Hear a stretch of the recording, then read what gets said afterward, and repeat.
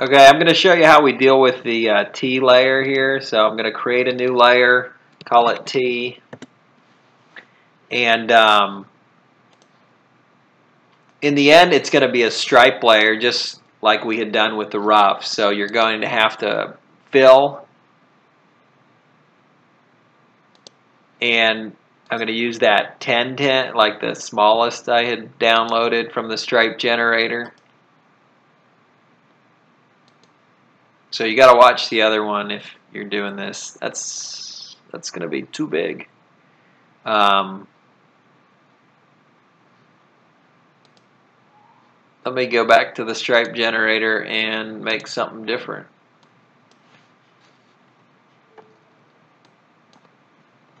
Actually, let's go. What's it look like if it's 1-1? That's going to be pretty fine. 2. Let's see what this happens here.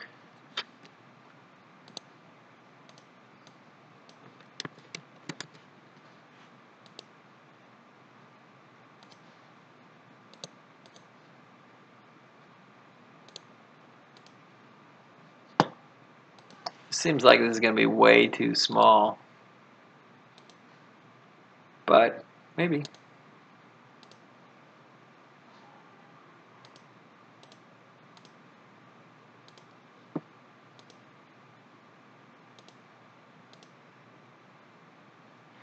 Okay, let's see what happens when we use that as an overlay. Yeah, that's probably going to be a little too tight. Let me do this here. I'm just going to rotate this. Since the T boxes are more spread out versus the rough, I don't have to do the other method where I was copying and pasting here. We can just get the whole layer adjusted. Yeah, those are going to be too fine. Sorry, let's just do it as 4. You'll have to just adjust to your liking here.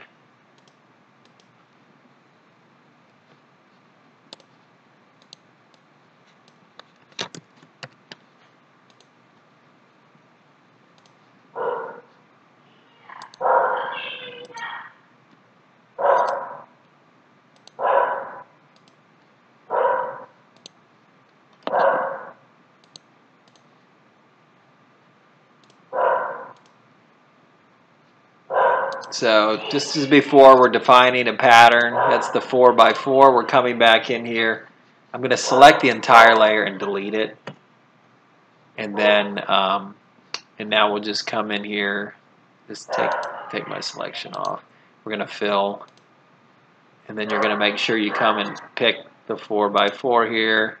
Yep, that's better. And then, like I said, for here, I can just take this part and rotate it, and then you'll just have to get your whole course correct in terms of these rotations, but I'm rotating them in the same direction of my T box. You see what I'm saying? And then you can come over to this one here and you know, just get these right as well.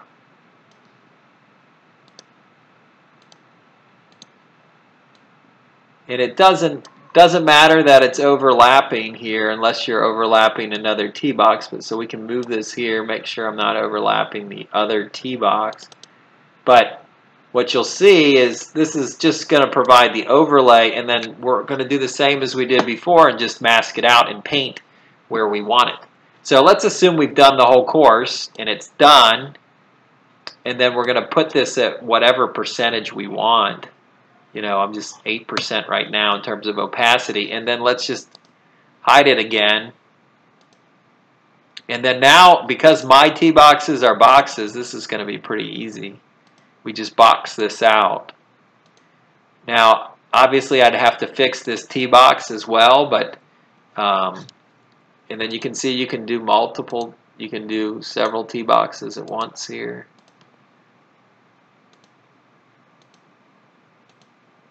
But remember, it's non-destructive. You can always go back and fix it. And then you're just going to fill these in as white. And then the stripes are going to show up. Okay, and let me even just show you here what we're also going to do is create an outer layer for this, but we can fix this. If I undo that deselect, I can come back in here and stamp in there and make sure I'm stamping T-box.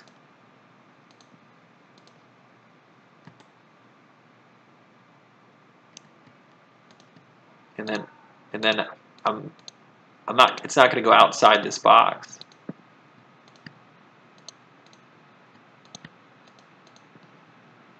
And then I'm going to create a periphery. I'll show you how we do that, just a semi-rough around it. So now you can see we've done the T-box. Let's save that up.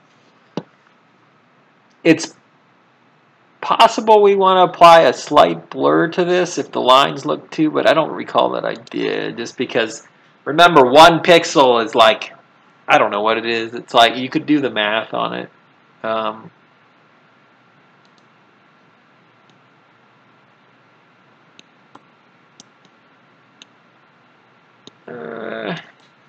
Does look a little pixelated to me. So I'm going to want to break that up and blur it just a smidge.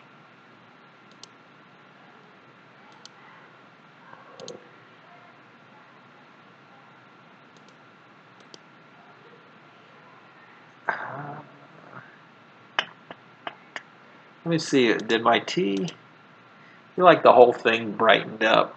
Oh, gotta get rid of this. I added this layer when I was messing around.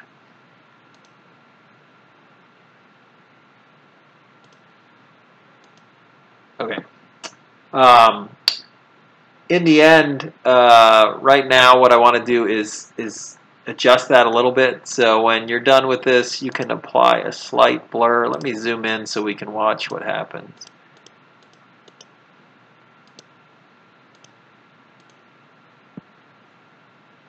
So let's do 0.2.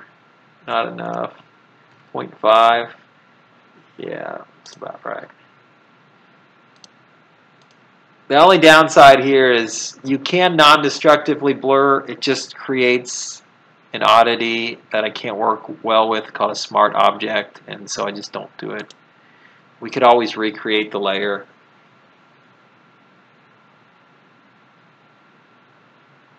Okay, I like that. So now you can see we'll come in here and adjust our T-box because I made it go back further. And obviously you would have first gotten rid of all your trees, so this tree wouldn't be there.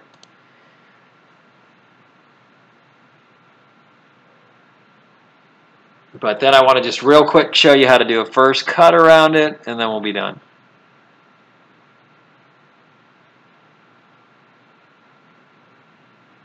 Because it's going to show you how to keep reusing your mask and come back in effectively.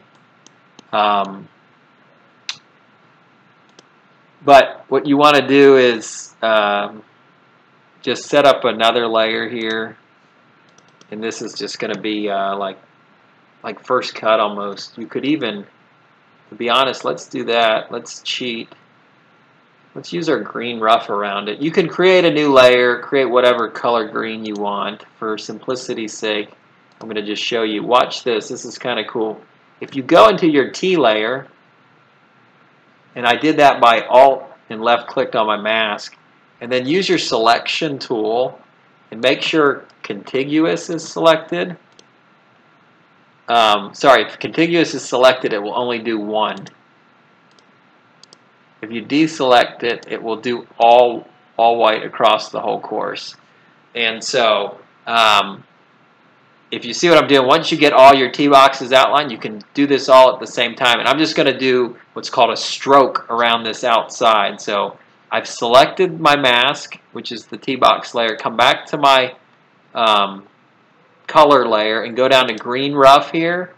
And remember, we want to do this as white because we're just working on the mask. So make sure the mask is selected here, the black square on the right of green rough. And then I'm going to right click on here. Sorry, you have to pick the selection box up here. See the selection box? And then right click and choose stroke. and for me, do it as 4, gets you about the right width. Sorry, let's undo that. Right click and choose stroke, and you want it to be outside. See how it's center, do it as outside. Now the reason to do this as a different layer than the green rough, to be honest, is because then I can individually control the darkness of it without messing up the rough. So let's, darn it, no shortcut. Let's just real quick create a first cut, basically. It could be a duplicate of that layer. Let me just do that. And then I'll just darken it. So I've copied that whole rough layer, and I'm just going to paste it here. And then we're going to hide it all. Layer mask, hide all. Come back to the T layer, pick that up with the selection tool, contiguous unchecked, and then come back here. Let's make sure we call this T darken or T surround or something. And then now if we do that stroke again, which was pick the selection tool, stroke, and go 4 pixels around the outside. I was on the wrong layer there. Make sure you're on the mask layer.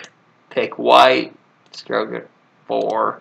Now, you just want to darken that.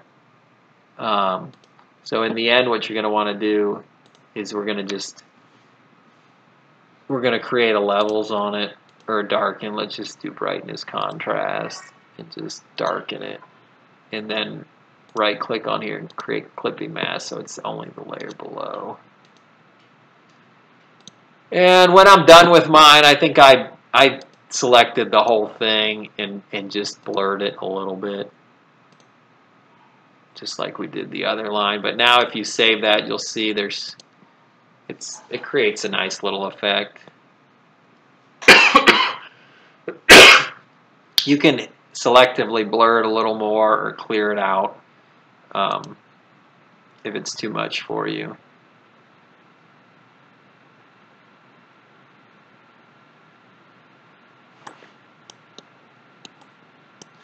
So then you just got to make sure that you're just on the bright green for your tee box.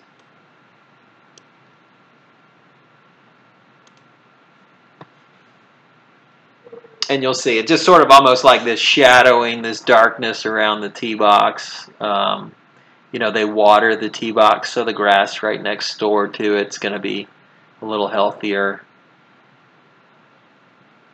And obviously you would maybe choose to flatten this tee box. The LiDAR here was not great. That's just how Ohio is. But in the end, I think you're getting the idea.